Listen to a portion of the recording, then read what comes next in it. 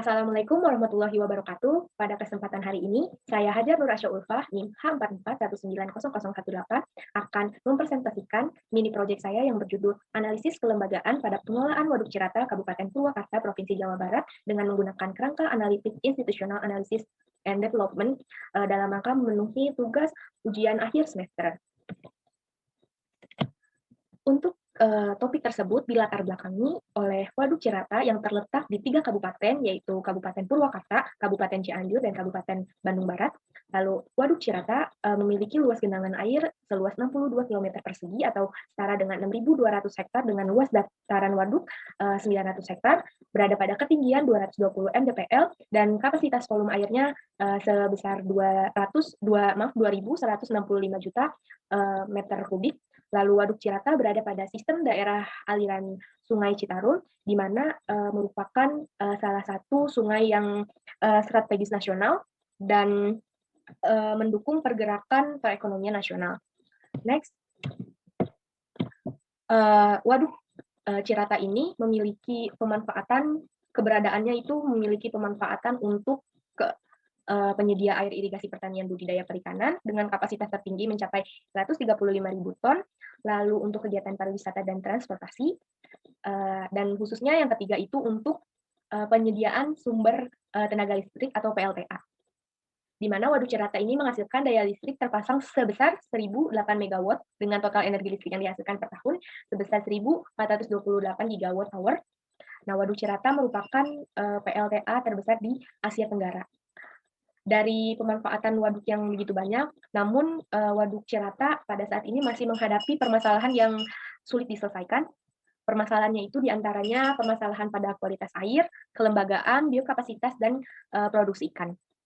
Namun permasalahan pada kelembagaan masih menjadi bahasan yang utama. Oleh sebab itu, pada mini project ini saya mencoba untuk menganalisis kelembagaan pengelolaan Waduk Cirata Provinsi Jawa Barat.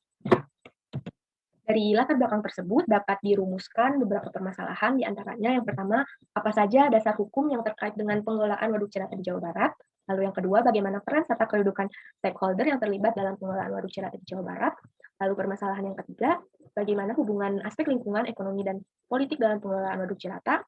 Lalu permasalahan yang keempat, yaitu apa saja komponen IAD dalam upaya pengelolaan Waduk Cirata yang optimal. Next, masuk ke hasil dan pembahasan kelembagaan pada pengelolaan Waduk Cirata. Pembahasan yang pertama yaitu tentang dasar hukum dalam kelembagaan pengelolaan Waduk Cirata, diantaranya yaitu yang pertama, Peraturan Menteri PUPR nomor 27 tahun 2015 tentang bendungan. Lalu yang kedua, Keputusan Dirjen Sumber Daya nomor 21. Yang ketiga, Peraturan Daerah Provinsi Jawa Barat nomor 7 tahun 2001 tentang pengelolaan perikanan. Yang keempat, Keputusan Gubernur Jawa Barat nomor 41 tahun 2002. Dan yang terakhir, Keputusan Direksi PT Pembangkitan Jawa Bali nomor 23 tahun 2014 tentang penyempurnaan organisasi dan pengelolaan Waduk Cirata pada PT Pembangkitan Jawa Bali. Nah, berikutnya pembahasan yang kedua tentang peran dan kedudukan stakeholder dalam pengelolaan Waduk Cirata. Di sini ada 8 peran dan kedudukan stakeholder. Yang pertama, di sini dibahas Badan Pengelolaan Waduk Cirata atau BPWC, di mana BPWC ini memiliki peran sebagai pemegang otoritas pengelolaan kawasan Waduk Cirata, pemeliharaan kawasan dan penerbitan SPL, lalu berwenang menindak setiap pelanggaran dalam pemanfaatan kawasan dan melakukan koordinasi dengan seluruh stakeholder yang terkait. Yang kedua, ada Dinas Perikanan dan Kelautan (DKP). Di sini memiliki kewajiban bertanggung jawab kepada gubernur, menyelenggarakan konservasi kawasan Waduk Cirata, menyelenggarakan pembinaan petani, lalu melakukan koordinasi dengan BPWC, BPNPT, dan Satpol PP. Lalu stakeholder yang ketiga yaitu Dinas Perikanan Kabupaten Bandung Barat, Purwakarta, dan Cianjur, di mana Dinas Perikanan Kabupaten ini bertanggung jawab tentunya kepada Dinas Perikanan Provinsi Jawa Barat dan melakukan koordinasi kepada Dinas Provinsi. Dan peran berikutnya yaitu mengatur pemanfaatan kawasan di tiap zona masing-masing, baik itu di Bandung Barat, Purwakarta, dan Cianjur. Lalu berikutnya PT PJB, di mana PT PJB ini merupakan pemilik aset atas nama Kementerian BUMN. Berikutnya Badan Penanaman Modal dan Perizinan Terpadu atau BPMPT, tentang penataan lokasi atau zona KJA agar tidak mengganggu transportasi. Peran berikutnya penentuan zona dengan berkoordinasi dengan DKP dan BPWC, lalu melakukan koordinasi dengan Dinas Perikanan dan Kelautan Provinsi Jawa Barat. Berikutnya, Balai Pelestarian Perikanan, Perairan Umum dan Ikan Hias BP 3 UIH untuk perannya pelaksanaan teknis lapang sebagai perpanjangan tangan dari DKP Provinsi. Lalu yang kedua, menerbitkan rekomendasi teknis berdasarkan kajian ilmiah dan melakukan pembinaan petani KJA maupun nelayan. Stakeholder yang berikutnya, yang ketujuh, yaitu Satpol PP atau Satuan Polisi Pamong Praja Provinsi Jawa Barat, di mana perannya itu melakukan penindakan dan penertiban terkait dengan penegakan perda dan peraturan kepala daerah, melakukan patroli dalam rangka penegakan perda dan peraturan daerah, berkoordinasi dengan TNI, Polda Jabar, dan Dinas Perikanan dan Kelautan Provinsi Jawa Barat, dan BPWC. Lalu yang terakhir, Gubernur Provinsi Jawa Barat, sebagai penanggung jawab pemanfaatan kawasan untuk keperluan terkait dengan SKPD, melakukan perda terkait dengan pemanfaatan Waduk Cirata, mengalokasi anggaran terkait dengan pemanfaatan Waduk Cirata. Dalam penegakan perda, gubernur ini berkoordinasi dengan TNI dan Kapolda Jabar, dan gubernur akan menginstruksi Satpol PP untuk melaksanakan tugasnya. Bahasan selanjutnya yaitu hubungan aspek lingkungan, ekonomi, dan politik dalam pengelolaan Waduk Cirata. Yang pertama di sini yaitu pemerintah pusat, di mana aspek lingkungannya melakukan updating regulasi teknik tentang baku mutu air bendungan, lalu aspek ekonomi, updating dan penegakan aturan izin lingkungan pelaku usaha, aspek sosial politik melakukan updating pengelolaan sumber daya air, dan aspek teknologi dan infrastruktur, pemerintah harus mengeluarkan peraturan terkait teknologi yang digunakan dalam pengelolaan industri in situ waduk Cirata. Bahasan berikutnya yaitu tentang komponen IAD dalam upaya pengelolaan waduk Cirata yang optimal, di mana di sini ada collective choice rule. Collective choice rule adalah pihak yang membuat aturan atau kebijakan. Di sini ada koordinasi di antara stakeholder yang terlibat, aktornya DKP Provinsi Jawa Barat, BBWS Citarum, pihak yang memiliki akses terhadap waduk Cirata, aktornya DKP Provinsi Jawa Barat, dan PT PJB, pemanfaatan waduk, tentunya DKV Provinsi Jawa Barat, BPMPT, dan PT PJB.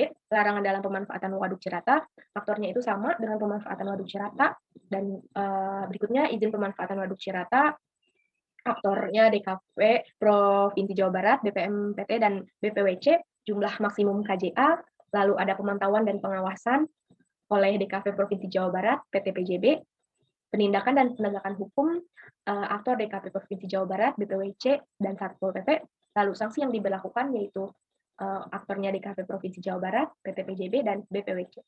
Selanjutnya ada operational choice rule, di mana operational choice rule ini adalah pihak yang melaksanakan operasional dari aturan atau kebijakan yang telah dibuat oleh collective choice rule.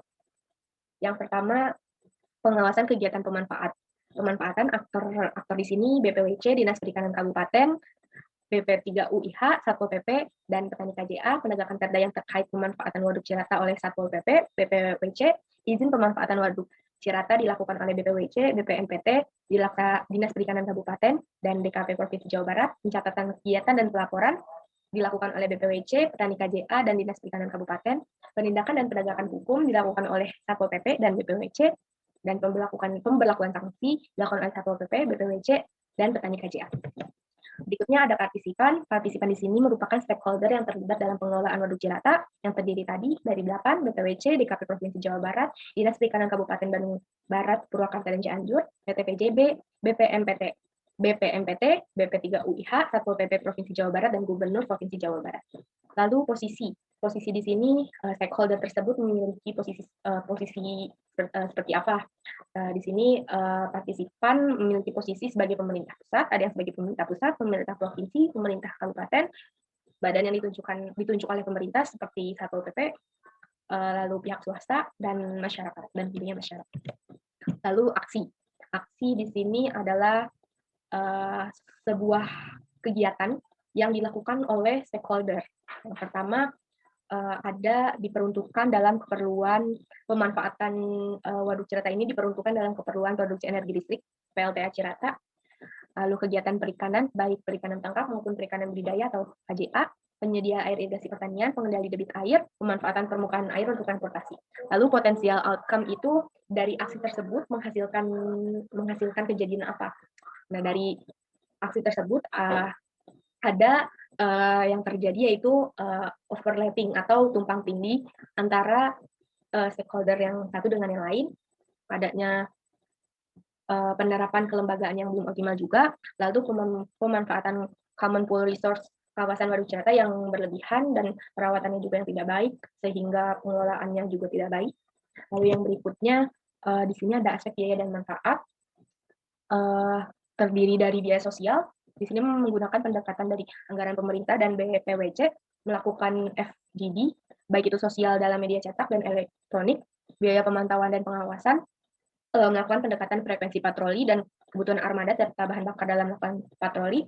Biaya pengukur indikatornya itu ada pengukuran kualitas air, biaya untuk pengukuran kualitas udara, kualitas logam berat, dan kualitas ikan. Biaya berikutnya yaitu biaya penertiban. Biaya penarikan KJA melibatkan jumlah KJA yang harus diterbitkan dan biaya penarikan per petak KJA. Dalam penerapan kelembagaan ini diharapkan jumlah KJA sesuai dengan peraturan yang berlaku yaitu 12.000 KJA. Next, ada biaya koordinasi. Di sini didapatkan dengan mengakumulasikan biaya yang dikeluarkan lembaga untuk rapat, untuk kunjungan stakeholder, lalu komunikasi. Dan biaya pemeliharaan ada biaya perawatan sarana dan prasarana waduk dan perawatan peralatan untuk operasional. Estimasinya ini didapat dari anggaran stakeholder yang terkait. Lalu berikutnya ada biaya pembinaan dari pelatihan KJA. Di sini hanya diperuntukkan untuk 12.000 KJA yang tadi sesuai peraturan yang ada, dan pelatihan ini merupakan wujud tanggung jawab dari stakeholder yang terkait kepada petani yang telah memenuhi syarat. Lalu petani akan dibina dan dilatih secara rutin agar produktivitasnya terjaga dan tetap usaha KJA-nya tetap stabil. Lalu ada biaya administrasi yang mencakup biaya perizinan KJA dan biaya administrasi operasional yang dikeluarkan oleh stakeholder terkait administrasi yang berhubungan dengan kegiatan dalam menjalankan kelembagaan pengelolaan Waduk Cirata.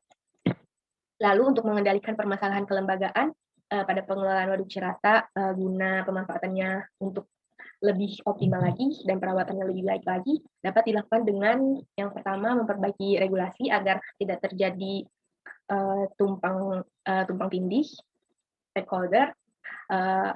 Memperbaiki regulasi ini bisa dilakukan oleh seluruh stakeholder dan dilakukan dilakukan targetnya 1 tahun. Lalu yang kedua itu meningkatkan kualitas kelembagaan multi stakeholder, membagi peran berdasarkan kekuasaan dan kepentingan untuk menemukan jalan tengah yang saling menguatkan. Ini bisa dilakukan juga oleh seluruh stakeholder juga, dan targetnya sama 1 tahun dilaksanakan. Lalu yang ketiga meningkatkan peran badan pengelolaan yang ditunjuk sebagai koordinator kelembagaan. Nah, di sini stakeholdernya sesuai dengan rapat dari kelembagaan dan targetnya di sini 5 tahun. Lalu yang keempat, meningkatkan peran kelembagaan dalam evaluasi dan monitoring program, bisa dengan contohnya evaluasi atau panduan, pengaduan. Di sini seluruh stakeholder harus terlibat.